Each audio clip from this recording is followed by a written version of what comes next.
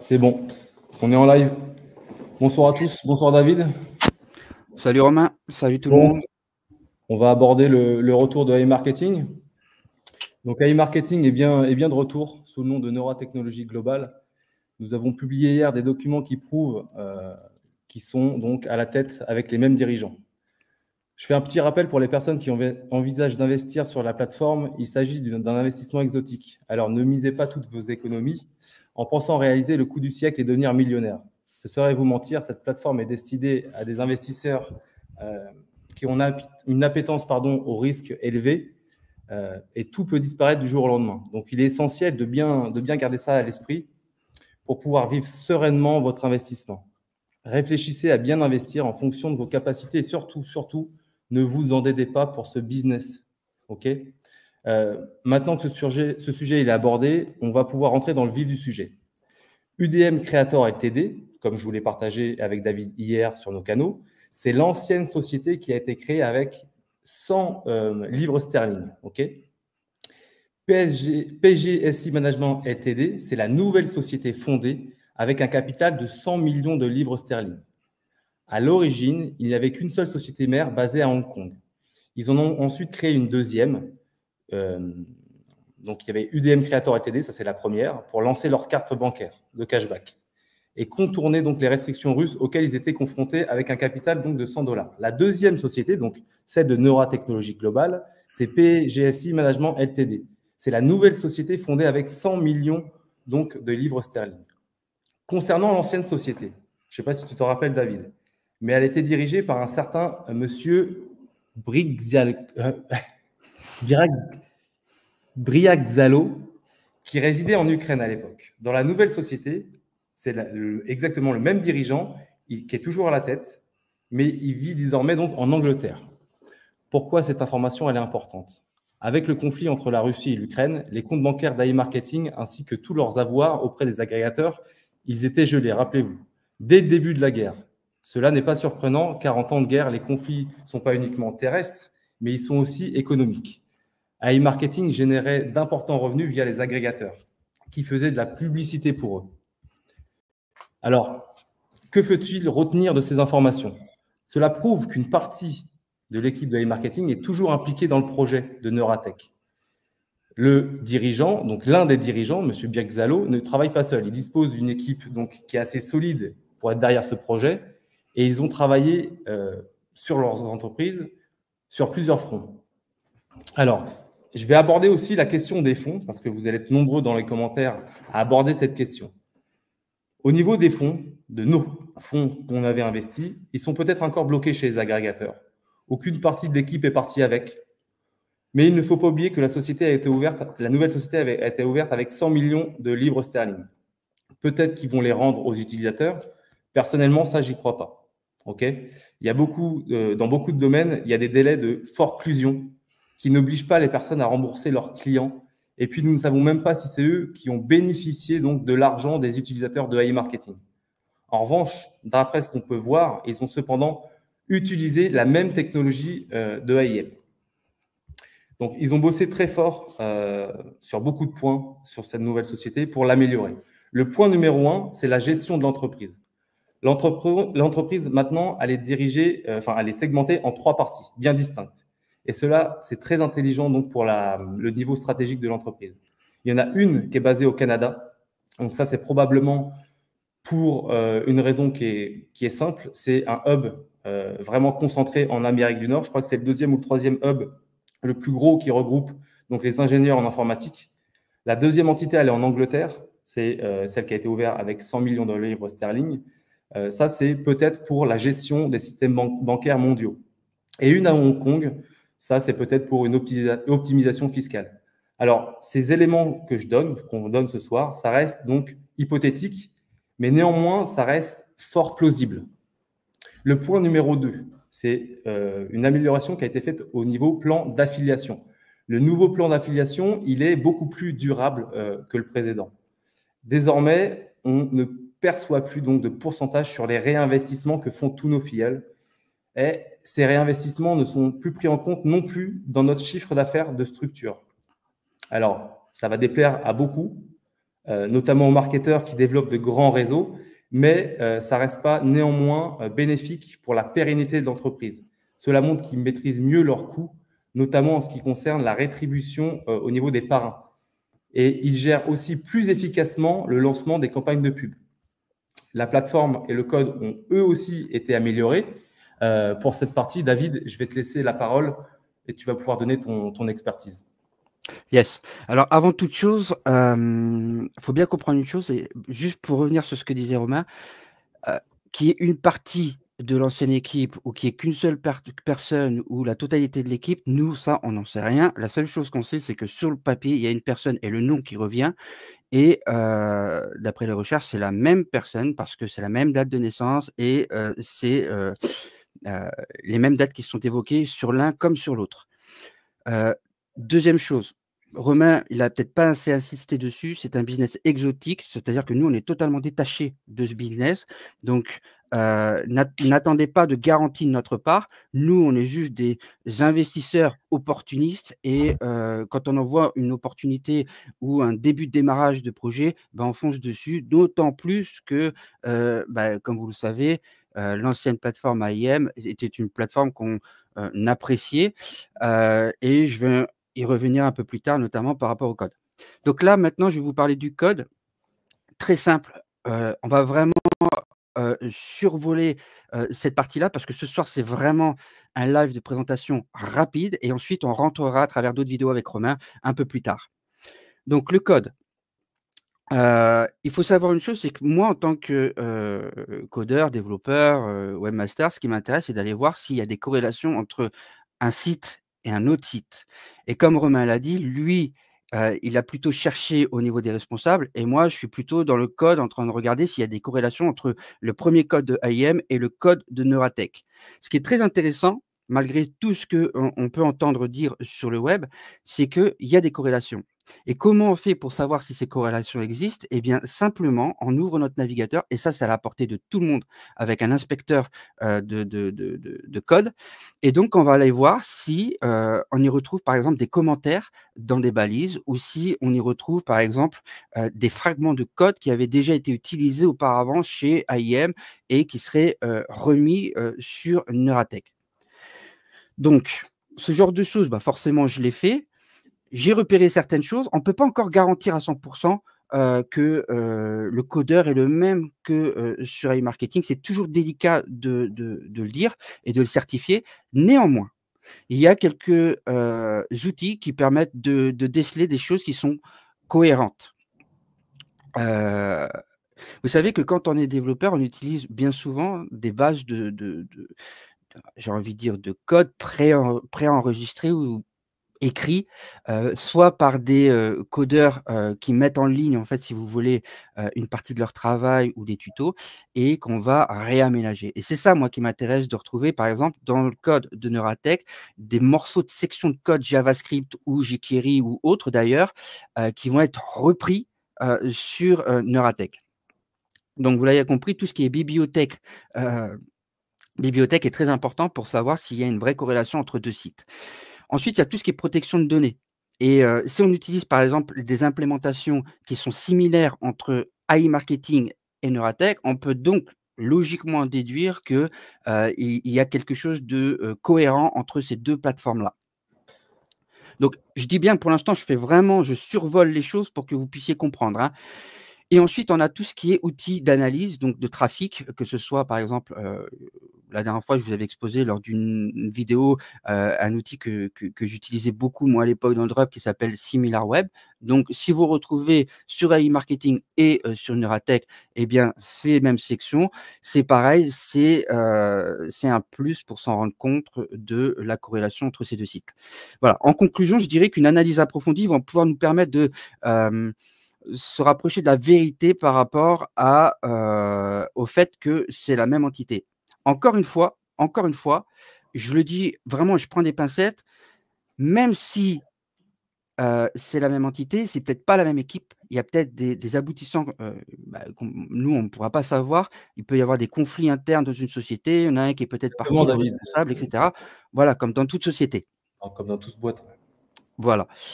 Ce qui est intéressant, c'est que sur le site, actuellement, dans le dashboard, quand vous vous inscrivez, vous avez un dashboard qui est très similaire à iMarketing. Alors, 2 choses, soit c'est une contrefaçon, c'est-à-dire que c'est quelqu'un qui intentionnellement a recréé, si vous voulez, l'univers iMarketing pour mieux arnaquer, soit c'est l'équipe iMarketing et donc du coup, ils ont amélioré leur interface et là, on a une interface qui est plutôt bien réfléchie. Alors, je dirais pas que, on est parfait, mais c'est plutôt bien réfléchi et d'ailleurs, ils ont, par rapport à la plateforme iMarketing, réparé des choses, qui étaient mal barrées au départ. Ils ont corrigé Notamment quasiment toutes les erreurs, David. beaucoup, après toutes, je ne peux pas le Beaucoup, dire tout de peut-être pas suite, mais toutes, beaucoup. mais Ouais. en tout cas, depuis ce qu'on a vu, enfin depuis la semaine dernière, un bon gros paquet de dysfonctionnements que iMarketing avait rencontrés. Ouais. Déjà, la fluidité du site. C'est-à-dire que, je ne sais pas si vous vous rappelez, mais des fois, on avait une latence incroyable, on ne pouvait pas se connecter, parce qu'il y avait trop de personnes qui se connectaient, en une fois et qui faisaient donc des appels de, mise à jour, si vous voulez, des dashboards concernant les ventes et cetera. Pourquoi? Parce que les API étaient directement, configurées sur le site iMarketing et ça, c'était une grosse erreur.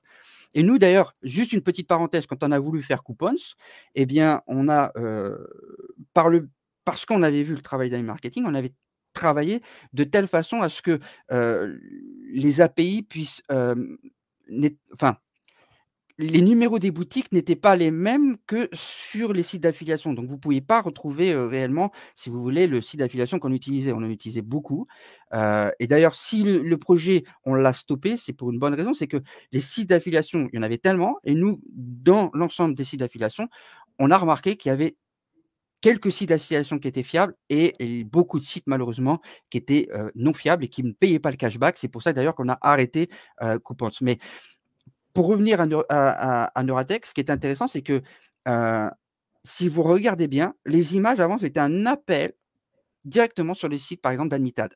Et bien là, ils font plus ça. Ils enregistrent l'image et ils font des appels toutes les 15 minutes pour actualiser le dashboard et ça va alléger considérablement, si vous voulez, le site. Donc enfin, en tant que, webmaster ou développeur, ça, c'est des choses auxquelles on fait très attention et donc du coup, c'est pareil, hein, les fichiers cookies, vous pouvez les voir, ils ont tout allégé. D'ailleurs, il n'y a pas besoin d'être développeur pour s'en rendre compte, mais voilà, vous ouvrez l'inspecteur de code et vous allez voir que vous avez des timers qui sont, positionnés et d'ailleurs, vous avez même plus de visibilité concernant les ventes. À ce niveau-là, ça ne veut pas dire qu'on n'en a pas ailleurs, mais à ce niveau-là. Voilà. Ils ont également travaillé sur la sécurité. Ils ont utilisé d'ailleurs des outils qui sont assez similaires à IAM. Alors, est-ce que c'est du hasard ou pas? Là, encore une fois, la question est posée et concernant les budgets, des campagnes publicitaires, parce que j'ai eu beaucoup, beaucoup de questions là-dessus, il faut bien comprendre une chose, c'est que quand on lance une campagne publicitaire, on a un budget qui est défini déjà. Par exemple, si moi, lorsque je faisais un peu de trop, eh bien, j'avais un budget, max qui était défini et donc je faisais en sorte que ce budget-là puisse me laisser, la possibilité d'aller tester des produits avant de mettre l'intégralité de mon budget.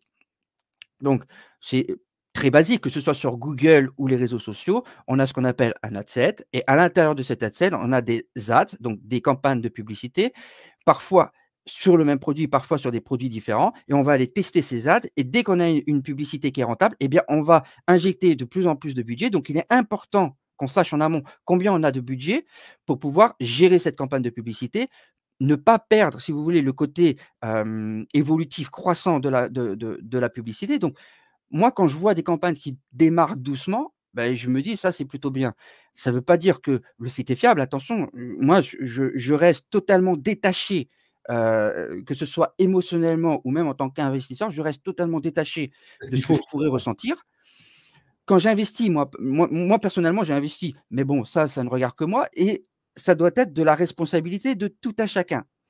On n'est pas là pour paterner les gens et vous dire: «Allez-y, foncez, c'est sûr». Rien n'est sûr. Dans ce monde, rien n'est sûr. Au Bien vu sûr. du contexte actuel, économique, géopolitique et cetera, il y a rien n'est sûr. Il y a personne qui est un as en éco, il y a personne qui est un as en politique. Ils sont franchement, vous avez juste à ouvrir vos chaînes télé, vous allez vous rendre compte que, voilà, les soi-disant bons, c'est eux qui nous endettent et cetera. Donc bon, ça reste risqué. Néanmoins, moi, je le dis toujours, quand on se positionne suffisamment tôt, il y a plus de chances, je dis bien il y a plus de chances, je ne dis pas que c'est 100% garanti, il y a plus de chances qu'on rentre dans nos frais et qu'on sorte du profit. Moi, c'est ma vision des choses, ça n'engage que moi. Et ça, voilà, il ne faut pas que cette vidéo vous rende enthousiaste pour investir. Vous le faites selon vos moyens, vous ne vous endettez pas et surtout, voilà, prenez le temps de la réflexion, analysez si vous avez les capacités d'analyser et tout se passera bien, quoi. Ouais, Voilà, qu'est-ce que c'est je vrai que c'est voulais dire important de aussi? le rappeler, David, hein. Ouais, ouais, ouais. Sur l'investissement, sur la globalité. Là, on parle du retour de e-marketing, mais ça vaut pour tous les projets où les gens pourraient croire, que ce soit des tokens, que ce soit de l'investissement en bourse, n'importe lequel en fait, ça reste risqué. Et là, on parle de Neurabot, ça reste un investissement à risque dit exotique sur Internet. Donc à partir de ce moment-là, tout le monde prend ses responsabilités à partir du moment où ils investissent. D'ailleurs, toutes les informations qu'on vous donne là aujourd'hui, ce sont des informations que nous, on fait des recherches, bien sûr, que ce soit Romain, moi ou d'autres, hein, d'ailleurs. Ce sont des informations à titre informatif et rien de plus. Ne prenez pas ces informations comme source sûre parce que avant, moi, quand j'étais, vous m'avez connu pour la plupart à travers un logiciel qui s'appelle iGestion, quand je parlais, certains pensaient que, on était les seuls à même à avoir la vérité. Non, nous, on est juste des développeurs. Enfin, moi, j'étais juste un développeur avec mon acolyte à la base et donc ce qui nous intéressait, ce qui nous passionnait, c'était d'aller analyser les choses, de voir, ce qu'on trouvait et puis de mettre nos compétences au service, Ouais, finalement de la communauté. de la communauté. C'est ça qui Chercher est les passionnant. informations et les rétribuer aux personnes qui étaient intéressées par la plateforme. C'est ça. Le but, Donc il est là, hein, aujourd'hui. voilà et donc que ce soit bien, assimilé, que ce soit Romain ou moi, on n'a aucun lien avec Neuratech. On travaille pas pour eux, on n'est pas employés, on n'est pas, pistonnés, on n'a rien du tout les gars, on est juste des investisseurs comme vous qui avons investi au tout début, on a de la chance parce que, on a peut-être des réseaux et des choses, c'est Romain qui m'en a parlé d'ailleurs, hein, parce que, on est toujours en échange, continuel et voilà donc moi je vous le dis, c'est, que chacun prenne ses responsabilités et que personne n'accuse d'autres personnes parce qu'ils sont rentrés ou quoi que ce soit si jamais ils devenaient à à capoter. D'ailleurs, les résultats, c'est pareil. Prenez bien en considération que sur AI Marketing, il y avait 35 c'était la promesse d'AI Marketing, 35. Là, quand vous faites un retrait, il y a déjà 4 de vos gains qui partent. Donc vous n'êtes pas 4 à 35 les gars. Déjà, si vous retirez ça, vous faites le calcul, vous êtes déjà plus qu'à 31. C'est très simple, hein, je veux dire, on va pas Ils ont fait une optimisation à tout point de vue pour pérenniser vraiment l'entreprise avec un schéma économique qui fonctionne, tu l'as dit tout à l'heure, Coupons et les sites d'affiliation. Il n'y a il y a rien de démentiel dans ce business plan. Il faut juste pouvoir le mettre en place. Et j'aurais aimé pouvoir sortir un business comme ça personnellement, avoir les compétences financières et aussi temporelles, et puis l'équipe derrière, parce que c'est quand même un projet. Je parle du business model, hein. Je ne parle pas de la société, mais c'est un projet qui serait magnifique à monter. ouais et en fait, comme Romain l'a dit, si je devais comparer les 2 structures actuelles, je dirais que Neuratech est mieux pensé. D'une, pour que ça dure parce qu'effectivement le schéma, de parrainage est beaucoup moins rémunérateur, du coup, vous l'aurez compris et deuxièmement, le fait de réactiver le robot tous les dimanches, ça permet à Neuratech d'avoir de savoir qui est actif ou réellement actif sur la plateforme et 2, de connaître le budget en amont pour la semaine, pour déployer les campagnes de publicité. Donc ça, c'est très important de le comprendre et une campagne de publicité, c'est pas parce qu'elle est pas rentable au début qu'elle va pas l'être. On a en fait un phénomène, heu, dans les campagnes de publicité qui est d'interpréter les résultats pour encourager une campagne qui a du potentiel à être de plus en plus, j'ai envie de dire, profitable. Voilà. Et donc, on a des méthodologies qui sont très connues. On va scaler la publicité. Donc, on parle de 2 scales, hein. On a le scaling horizontal où on injecte juste du boulot. Donc, on a un ad set, non, on va faire comme ça, un ad set, un ads. Et donc là, on augmente le budget parce que la campagne, elle fonctionne. Et quand l'ads fonctionne moyennement, eh bien, on analyse s'il y a d'autres ads en dessous. Et si un ads fonctionne mieux que d'autres, on coupe les ads qui ne fonctionnent pas, on réinjecte du budget sur les ads qui fonctionnent, etc. Donc, ça demande une optimisation constante et une veille de tous les instants sur les campagnes publicitaires. À tout moment, une campagne peut s'épuiser. À tout moment, une campagne peut se déployer à grande échelle.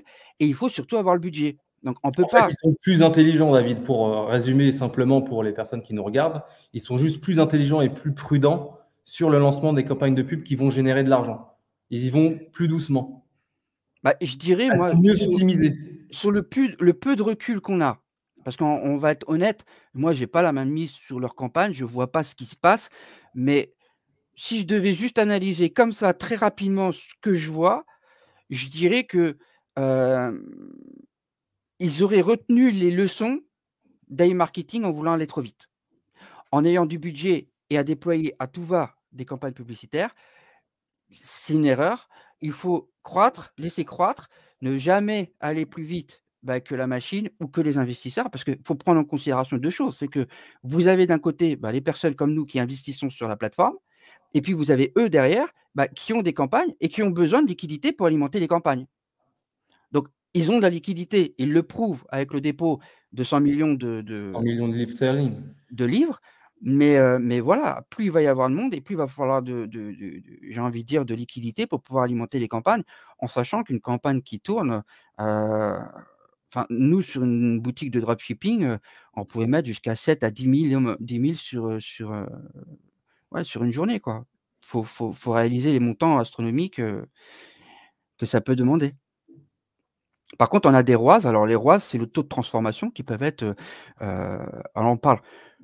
Alors forcément, si on parle de drop, on va plutôt se pencher côté réseau, Facebook, Facebook Ads et un peu de Google et cetera. Mais à partir d'un ROAS de 2,5, ça veut dire que pour 1 € investi, on va avoir 2,5 € de rentrée.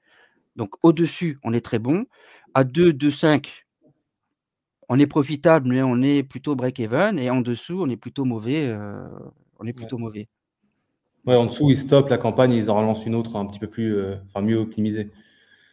Ouais, des fois, c'est un détail, hein, parce que sur 2 campagnes identiques, sur 2 mêmes produits, c'est juste l'image qui va faire la différence. Parfois, c'est juste la tournure des textes. Bon, et puis oubliez pas aussi qu'eux, ils ont un service et ça, j'avais déjà fait une vidéo sur, la programmatique dans les campagnes de pub. Ça, c'est un autre univers encore et c'est beaucoup plus gros et là, forcément, il faut du gros budget pour envoyer et on sait qu'ils l'utilisent. OK. Donc, moi, je pense qu'il y a un ensemble de choses qui sont mis en place pour être profitable. Voilà. Moi, je dis, c'est mon opinion, ça ne regarde vraiment, ça n'engage que moi, hein. Ça engage, ouais, c'est exactement ça. C'est la responsabilité de chacun. Un petit mot pour la conclusion, David. Je pense qu'on a fait le tour du retour de AIM sous le nom de Neurabot, enfin, du moins Ouais. d'une partie de l'équipe. Alors, ce qu'il faut bien comprendre, c'est que forcément, il y a des personnes qui vont vouloir fermer les yeux là-dessus. J'en ai eu 2-3 qui refusent de voir, qui me disent: «Oui, mais IM, ils sont en train de travailler sur le site et cetera». On va pas se leurrer longtemps. Forcément, il y a la personne, c'est bien elle qui a fait les dépôts. Côté anglais, c'est bien ukrainien. Là-dessus, on peut pas le démentir cette information réellement. Maintenant, peut-être que c'est un falche, on peut pas Peut-être le qu'ils sont sous le garantir, mais gouvernement anglais et puis voilà. la reine Élisabeth II qui a Mais magouillé tout ça. pour un utilisateur lambda, logiquement, c'est la même société. Ouais. On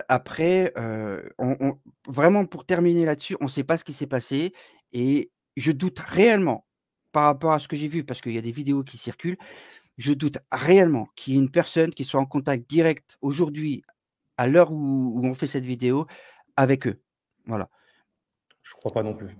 Je vais être très clair, Je pense pas. Donc si vous entendez des gens qui disent: «Oui, mais on m'a dit que, de sources sûres que, machin et tout», ça on l'a entendu, hein, pendant des années.